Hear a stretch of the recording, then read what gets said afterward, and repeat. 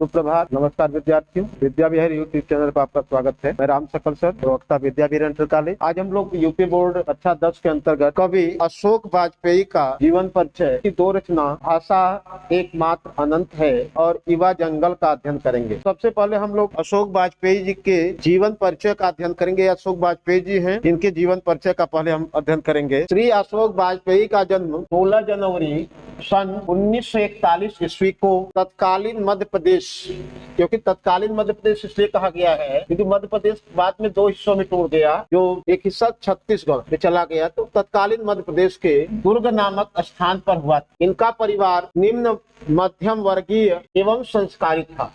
इन्होंने सागर विश्वविद्यालय से बीए तथा सेंट स्टीफेंस कॉलेज नई दिल्ली से अंग्रेजी विषय में स्नातकोत्तर या एमए की उपाधि प्राप्त की।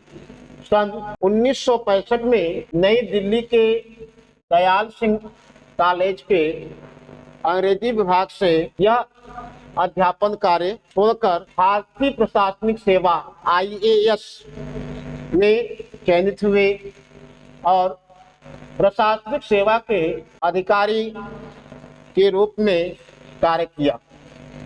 प्रशासनिक सेवा में आने से पूर्व ही एक कवि के रूप में चर्चित रहे।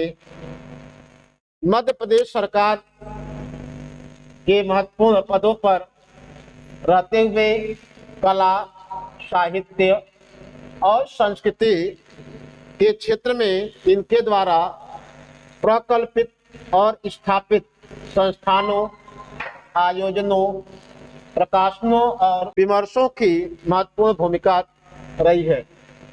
ये जामिया मिलिया इस्लामिया विश्वविद्यालय तथा बिरला फाउंडेशन के से भी संबद्ध रहे। भोपाल में इन्होंने एक बहुआयामी कला केंद्र भारत भवन की स्थापना की। वर्धा में स्थित महात्मा गांधी अंतर्राष्ट्रीय हिंदी विश्वविद्यालय के प्रथम कुलपति रहे। विख्यात हिंदी कवि, आलोचक और संपादक अशोक वाजपेयी को साहित्य अकादमी पुरस्कार, दयावती कवि शेखर सम्मान और कबीर सम्मान से भी सम्मानित किया जा चुका है। एक विद्वान के रूप में इन्होंने यूरोप के विभिन्न सम्मेलनों में भाग लिया और भाषण भी दिए हैं। इन्हें पोलैंड के राष्ट्रपति द्वारा the officer's cross of merit of the republic of Poland तथा फ्रांसीसी सरकार द्वारा ऑफिसर PL ऑर्डर टेस्ट आर्ट एट लेटर्स पुरस्कारों द्वारा भी सम्मानित किया गया है। कहने का आशय है इन्हें भारत सरकार ने भी नहीं बल्कि पोलैंड सरकार और फ्रांसीसी सरकार द्वारा भी सम्मानित किया जा चुका है। वर्तमान में ललित कला अकादमी के अध्यक्ष हैं और नई दिल्ली में ही निवास कर सतत या निरंतर साहित्य साधना में लगे हुए हैं। इनकी प्रमुख रचनाएं अशोक वाजपेयी जी की 15 कविता पुस्तकें प्रकाशित हो चुकी हैं, जिनमें प्रमुख हैं शहर अब भी संभावना है, एक पतंग अनंत में, एक पतंग अनंत में, ये महत्वपूर्ण रहेगा परीक्षा की दृष्टि से। अगर इतने से, तत्पुरुष भी परीक्षा की दृष्टि से आपके महत्वपूर्ण रहेगा। कहीं नहीं वहीं, इस रचना पर इनके साहित्य अकादमी पुरस्कार प्राप्त हुआ था। इन्हें बहुरी अकेला, इबारत से गिरी मात्राएं, अभिनयो, अभी कुछ और, समय के पास समय, उम्मीद का दूसरा नाम, तिनका तिनका, ये रचना महत्वपूर्ण है।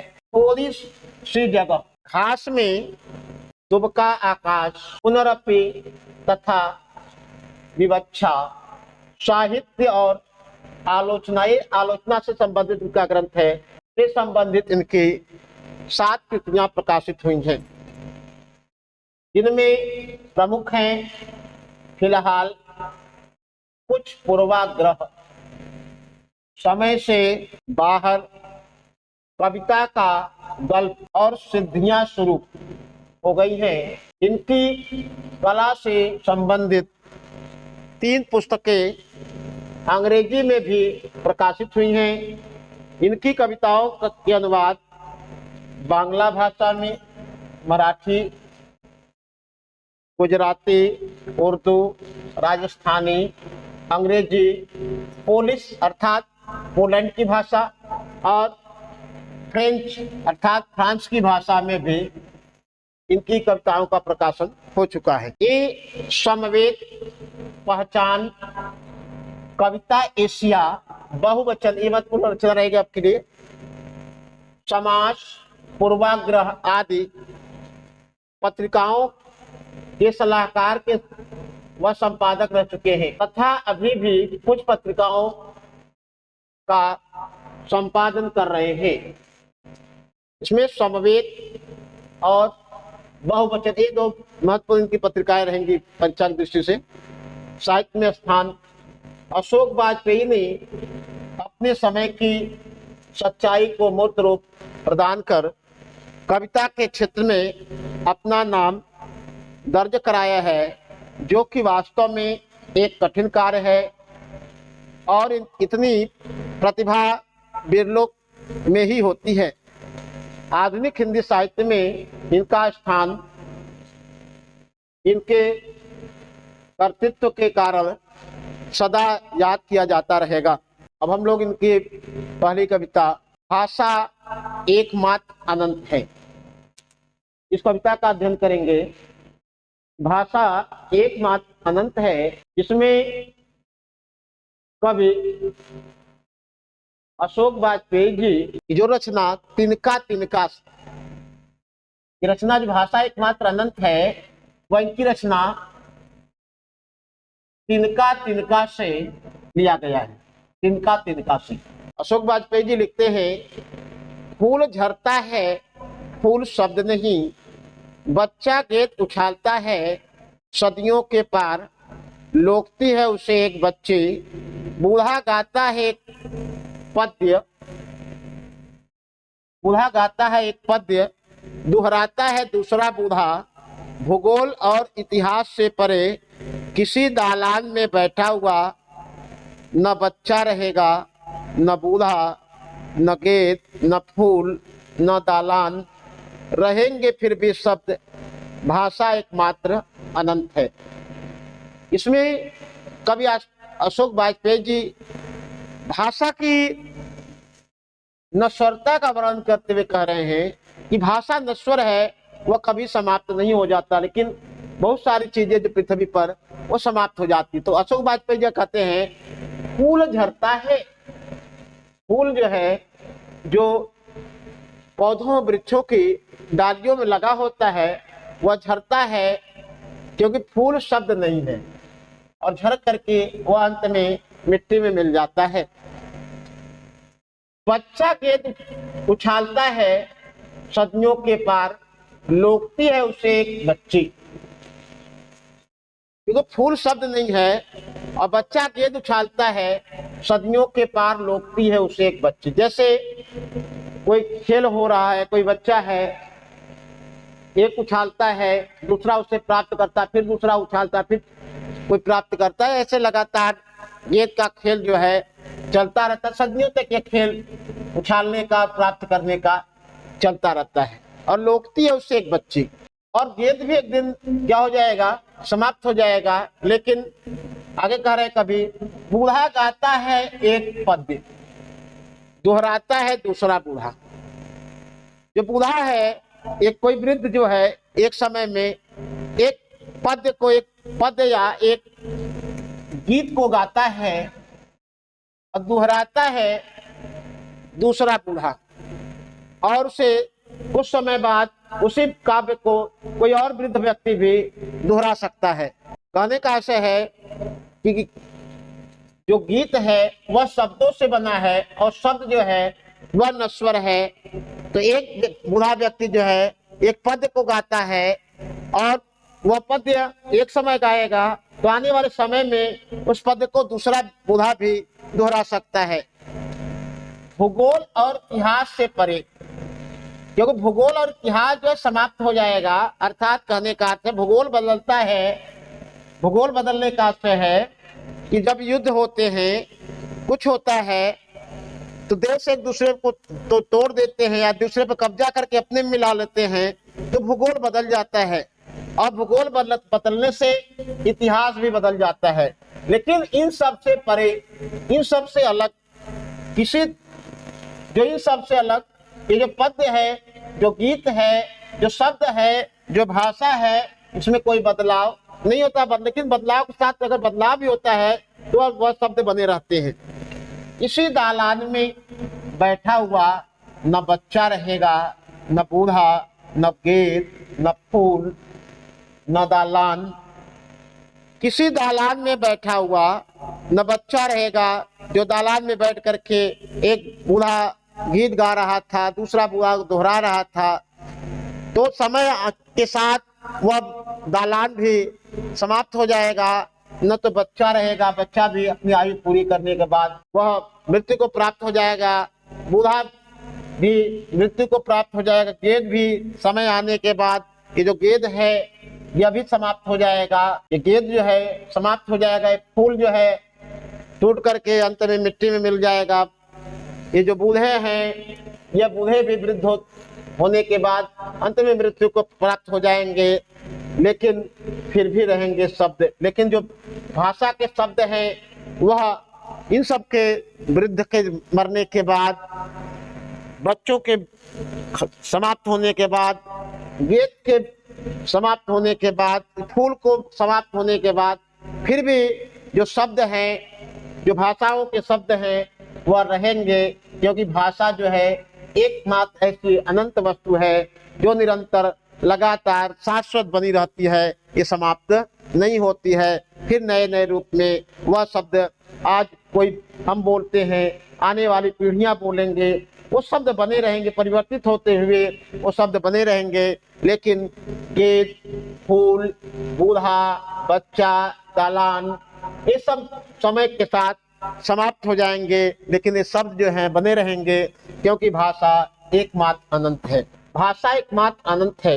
इसकी भाषा जो है एक खड़ी बोली हिंदी है, खड़ी बोली हिंदी है, और इसके में जो रस शांत रस है, और शांत रस के कारण यहाँ प्रसाद गुण है। और इसमें अप्राकृतिक वस्तुओं को भी प्राकृतिक वस्तु के रूप में चित्रित किया गया है, इसलिए यहाँ इस गीत में मानवीकरण अलंकार है। इससे संबंधित कुछ प्रश्न हैं, इसको विद्यार्थी अपने उत्तर पुस्तिका में लिखेंगे। पहला है उपर्युक्त पद्यांश का संदर्भ लिखिए, तो संदर्भ आप लिखेंगे प्रस्तुत पद्यांश हमारी पाठ्य पुस्तक हिंदी के भाषा एकमात्र अनंत है नामक पाठ से लिया गया है, जो तिनका तिनका से अवतरित है, और इसके रचयिता श्री अशोक वाजपेयी जी हैं। रेखांकित अंश किया गया है, जिसकी आप व्याख्या करेंगे। अगला प्रश्न पूछा गया है, फूल मिट्टी में किस प्रकार विलीन हो जाते हैं। तो जो रेखांकन किया गया है उसमें यहाँ रेखांकन किया गया है, बूढ़ा गाता है एक पद्य, दोहराता है दूसरा बूढ़ा, भूगोल और इतिहास से परे, किसी दालान में बैठा हुआ, न बच्चा रहेगा, न गेट, न इनका आपको अपनी उत्तर पुस्तिका में व्याख्या करनी है। और साथ ही पूछा गया आपसे प्रश्न है कि फूल मिट्टी में किस प्रकार विलीन हो जाते हैं। फूल मिट्टी में गिरते हैं और गिर करके उसी मिट्टी में ही मिल जाते हैं, और मिल करके उसमें एक समय बाद वो विलीन हो जाते हैं, उनका अस्तित्व समाप्त हो जाता है। अशोक वाजपेयी जी की अगली कविता है युवा जंगल। अब इस हरे भरे युवा जंगल को देख पा रहे हैं, इसमें अशोक वाजपेयी जी कहते हैं, एक युवा जंगल मुझे अपनी हरी उंगलियों से बुलाता है, मेरी शिराओं में हरा रक्त बहने लगा है। आंखों में हरी परछाइयां फिसलती हैं, कंधों पर एक हरा आकाश ठहरा है। होठ मेरे एक हरे गान में कांपते हैं, मैं हूँ और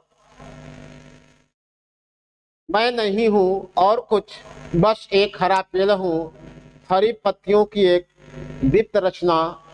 वो जंगल युवा बुलाते हो, आता हूँ, एक हरे बसंत में डूबा हुआ आता हूँ।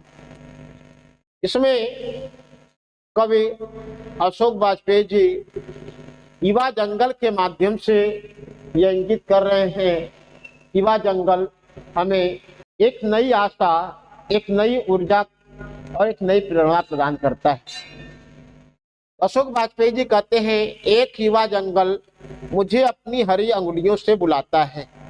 एक युवा जंगल है, एक युवा जंगल जो हरा भरा अभी नया जंगल है, इसमें हरी हरी पत्तियां दिखाई दे रही हैं। वो कह रहे हैं कि एक युवा जंगल मुझे अपने हरे पत्तियों अर्थात अपने हरे अंगुलियों से, अर्थात अपने हरे हरे भरे टहनियों से मुझे बुलाता है, अर्थात अपनी ओर आकर्षित करता है। मेरी शिराओं में हरा रक्त बहने लगा है। इस हरे भरे जंगल को देख करके मुझे मेरी शिराओं में, मेरे नसों में हरा रक्त बहने लगा है, अर्थात मेरे अंदर एक नई ऊर्जा का संचार होने लगा है। आंखों में हरी परछाइयां फिसलती हैं, और जो मेरे आंखों में हरी परछाइयां फिसलती हैं, अर्थात जो मेरे अंदर निराशा आदि की भावना हो गई थी, वह हरी परछाइयों के समान, अर्थात एक आशा और उम्मीद के समान फिसलने लगती। अर्थात कहने का आशय है, मेरे आंखों में जो निराशा थी अब एक आशा के रूप में वह परिवर्तित होती जा रही है। मेरे कंधों पर एक हरा आकाश ठहरा है। मेरे कंधों पर एक हरा आकाश ठहरा है, अर्थात कहने का आशय कवि किया है कि मेरे कंधों पर, जैसे जंगल में जो वृक्षों पर हरे पत्ते लगे हैं वह उनके उत्तरदायित्व को दिखाता है, दर्शाता है, ऐसे ही कवि कह रहा है कि मेरे कंधों पर एक हरा आकाश ठहरा है, अर्थात मेरे अंदर, मेरे कंधों पर भी उत्तरदायित्व का भार आ गया है। होठ मेरे एक हरे गान में कांपते हैं, और मेरे जो होठ है एक हरे गान में कांपते हैं, अर्थात इन हरियाली को देख करके मेरे जो होठ सूख गए थे वह हरे गान में कांपते हैं, अर्थात मेरे होठों में मृदुलता का संचार हो गया है। मैं नहीं हूं और कुछ, बस एक हरा पेड़ हूं।